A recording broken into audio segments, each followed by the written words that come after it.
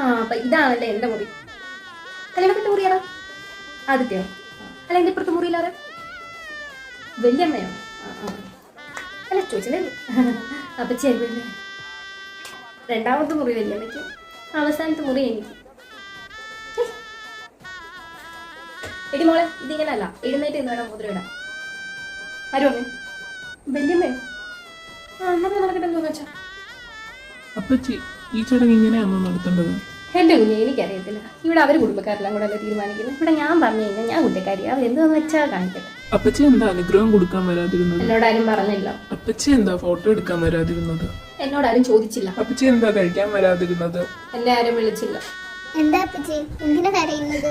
എന്റെ സ്വന്തം ആളുകളുടെ കൂടെ കല്യാണം ഇത്. ഞാൻ വിചാരിച്ചത് എനിക്കായിരിക്കും ഏറ്റവും കൂടുതൽ പ്രാധാന്യം ഇതിലെന്ന്. പക്ഷെ അല്ല, നിങ്ങളെയൊക്കെ ഈ കയ്യിലെടുത്തെന്ന് വളർത്തിയതല്ല ഞാൻ. ആ ഒരു ചിന്ത നിങ്ങൾക്ക് ആർക്കും ഇല്ല.